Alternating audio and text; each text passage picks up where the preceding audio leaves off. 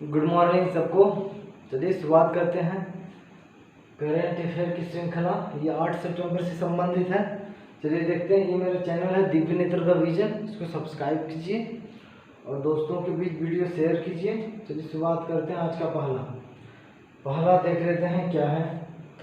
पहला करंट, एक सेकंड, क्या है भाई? भारत का पहला डुगोंग। डुगोंग क्या होता है पहले जान लीजिए। डुगोंग होता है समुद्री गाय। ये घास फूस खाता है समुद्र में, तो इसलिए समुद्री गाय बोला जाता है इसको। डुगोंग संरक्षण रिजर्व तमिलनाडु में होगा स्थापित। तमिलनाडु में मन्नार पक वाला खाड़ी है ना, वहीं उसी के पास तमिलनाडु में डुगोंग संरक्षण रिजर्व तमिलनाडु में स्थापित किया जाएगा। यह समुद्री गाय रिजर्व सेंटर, समझे, रिजर्व स्थापित किया जाएगा। कहाँ पे? तमिलनाडु में। ठीक, तो तमिलनाडु राज्य सरकार ने पाक खाड़ी में, वही पाक खाड़ी के उत्तरी भाग में भारत का पहला डुगोंग संरक्षण रिजर्व स्थापित करने की घोषणा की है। किसने? तमिलनाडु सरकार ने। डुगोंग को आमतौर पर समुद्री गाय के रूप में जाना जाता है। भारतीय वन्यजीव संस्थान के अनुमानों के अनुसार जंगल पूरा विश्व में लगभग 200 से 500 डुगोंग बचे हैं। ये इंजर्ड प्रजाति के अंतर्गत आएगा। डेंजर्ड प्रजाति, इंजर्ड नहीं, डेंजर्ड प्रजाति के अंतर्गत आ रहा है। मान लीजिए कि पूरा विश्व में 200 से 500 के बीच बचा है, जिसमें से 150 कहाँ पे? तमिलनाडु में पाक खाड़ी में ही स्थित है। एकदम इम्पोर्टेंट क्वेश्चन बन जाता है। ठीक है, डुगोंग रिजर्व, जैसे डॉल्फिन है ना, भागलपुर विक्रमशिला में डॉल्फिन का रिजर्व सेंटर उसके लिए बना दिया है गंगा नदी पे, तो उसी प्रकार है ये। तो डुगोंग समुद्र में पाया जाता है। समुद्री गाय को भी उपनाम से जाना जाता है। यही सब बात है। मन्नार की खाड़ी, पाक की खाड़ी वाला एरिया है। मन्नार की खाड़ी अलग है, पाक की खाड़ी अलग है, तो मन्नार की खाड़ी वाला एरिया है। तमिलनाडु की राजधानी कहाँ है? चेन्नई में है। तमिलनाडु के मुख्यमंत्री कौन है? MK स्टालिन है। तमिलनाडु के राज्यपाल क्या है? कौन है? बनवारीलाल पुरोहित। तमिलनाडु का राज्य नृत्य कौन है? भरतनाट्यम। ये सारे प्रश्न भी आपको याद होने चाहिए। हम इसलिए इसको जोड़ देते हैं डेली कि ये बात याद होना चाहिए। ग्रुप डी में ऐसे बार बार हम किसी न किसी राज्य के बारे में कोई योजना बताएंगे या फिर कोई करंट बताएंगे, तो आपको ये समझ में बताते रहे। जैसे आज तमिलनाडु का हो गया, फिर कोई दिन फिर तमिलनाडु का हो जाएगा, तो आपको ये दिमाग में घूमते रहेगा। तो क्या होगा, चीज़ें याद रहेगी ज़्यादा देर। देखते हैं, नेक्स्ट देखते हैं भाई।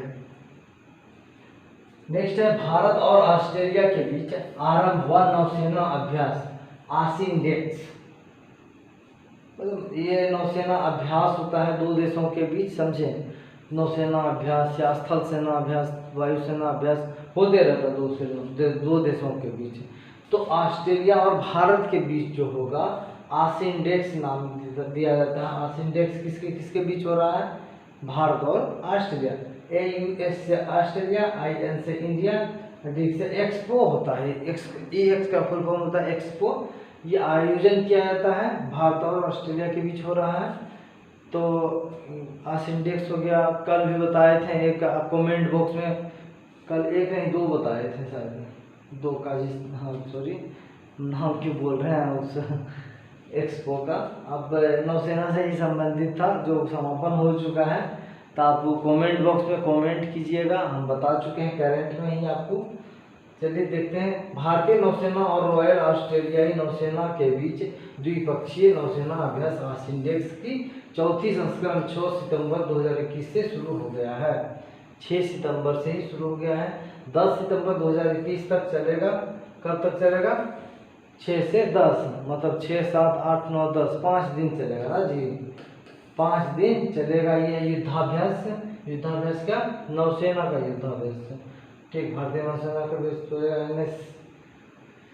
ये सब है बात, इसमें ज़्यादा इम्पोर्टेंट है, आप लोग देख लीजिएगा। तो ये स्क्रीनशॉट भी ले लीजिए। ठीक, देखते हैं नेक्स्ट। ये भी इम्पोर्टेंट हमको लग रहा है। क्या है? IIT हैदराबाद में शुरू हुआ भारत का पहला जैव ईंट आधारित भवन। ये भवन है। अब भवन का निर्माण कैसे हुआ? जैव ईंट से। जैव ईंट किसे कहते हैं सर? कचड़ा उचड़ा से ईटा का निर्माण करना जैव ईंट कहलाएगा। जैव भू अवशिष्ट पदार्थ से, जैसे कृषि कचरे से जैव ईंट से बनी भारत की पहली इमारत का उद्घाटन IIT हैदराबाद में किया गया है। कौन सा कचरा है? जैव ईंट कृषि कचरा है। कृषि से संबंधित जितना भी कचरा है उससे ही ईंट बनाया गया है। यह भवन धातु के ढांचे द्वारा समर्थित जैव ईंट से बना है। गर्मी को कम करने के लिए छत को PVC शीट के ऊपर वायु ईंट से भी बनाया गया है। मैं तो देख रहा है मोटा कितना है, इतना मोटा में बताइए, गर्मी लगेगा, थोड़ा सा बनाया गया है। यह सामग्री के तर्क ज़्यादा इसके बारे में नहीं फंसना है, बस IIT हैदराबाद ने जैव ईंटों की आधारशिला मतलब भवन बना के, जैव ईंटों से भवन बना के आधारशिला रख दिया है। किसने? IIT हैदराबाद ने। नेक्स्ट प्रश्न देखते हैं।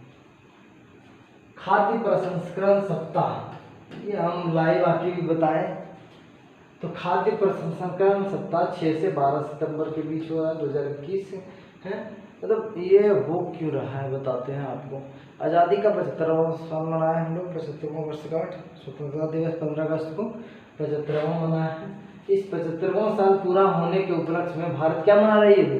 भारत सरकार आज़ादी का अमृत महोत्सव मना रही है। तो एक प्रश्न यही हो गया कि मतलब आज़ादी का 75वां वर्षगांठ के उपलक्ष्य में भारत सरकार कौन सा महोत्सव मना रही है? आज़ादी का अमृत महोत्सव। एक प्रश्न हो गया।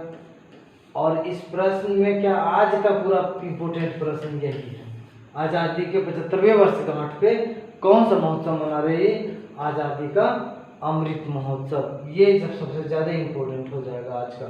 ठीक, उसके बाद ये तो खाद्य प्रसंस्करण सप्ताह 6 से 12 सितंबर ये तो इम्पोर्टेंट है ही, लेकिन सबसे VVIP बोला जाए प्रश्न में प्रश्न ना, एक तो एक खुद प्रश्न है, उसके अंदर भी एक प्रश्न छिपा हुआ है, ये प्रश्न सबसे ज़्यादा इम्पोर्टेंट है। ठीक है, तो आज़ादी के एक भाग के रूप में क्या, उत्सव के भाग के रूप में खाद्य प्रसंस्करण उद्योग मंत्रालय 6 से 12 सितंबर 2021 तक खाद्य प्रसंस्करण सप्ताह मना रहा है। तो ये बात है। केंद्रीय खाद्य प्रसंस्करण उद्योग मंत्री कौन है? अभी पशुपति कुमार पारस, याद रहना चाहिए। खाद्य एवं प्रसंस्करण मंत्री, ये सब जितना भी इम्पोर्टेंट मंत्री है ग्रुप डी वाला है, याद रखिएगा। ग्रुप डी में ये सब प्रश्न पूछता है, यही सब प्रश्न तो रेलवे ग्रुप डी में पूछेगा। नेक्स्ट है भाई, नेक्स्ट क्या है? इक्विटास बैंक, ये स्मॉल फाइनेंस बैंक टाइप में है। ठीक, इक्विटास बैंक ने रानी रामपाल और स्मृति मंधाना को बनाया अपना ब्रांड एम्बेसडर। किसको किसको? ये स्मृति मंधाना है इधर वाली, उधर कौन है? रानी रामपाल। ये क्रिकेट खेलती है ना, क्रिकेट खेलती है। ये क्या खेलती है? बैडमिंटन खेलती है। रानी रामपाल बैडमिंटन खेलती है। दोनों को ब्रांड एम्बेसडर बनाया किसने? इक्विटास बैंक ने। स्मॉल फाइनेंस टाइप का बैंक है, तो ये बात याद रखना। ब्रांड एम्बेसडर से भी एक आध प्रश्न पूछ ही लेते हैं अन्य एग्जाम में, तो ये बात भी ध्यान में आना चाहिए। नेक्स्ट देखते हैं, नेक्स्ट क्या है भाई? नेक्स्ट देखते हैं चंडीगढ़ के लिए परागकण। परागकण क्या होता है? परागकण कैलेंडर विकसित। ये परागकण क्या होगा भाई? परागकण से तात्पर्य है, मतलब ऐसा क्षेत्र में बताते हैं। ठीक है, चंडीगढ़ के लिए परागकण कैलेंडर विकसित, एलर्जी के बारे में जागरूकता बढ़ाने के में मिलेगी मदद। एलर्जी के बारे में जागरूकता बढ़ेगा और परागकण कैलेंडर के बारे में वही बात है। 6 सितंबर विज्ञान और प्रौद्योगिकी विभाग ने सोमवार को कहा कि चंडीगढ़ के लिए पहला परागकण कैलेंडर विकसित किया गया है।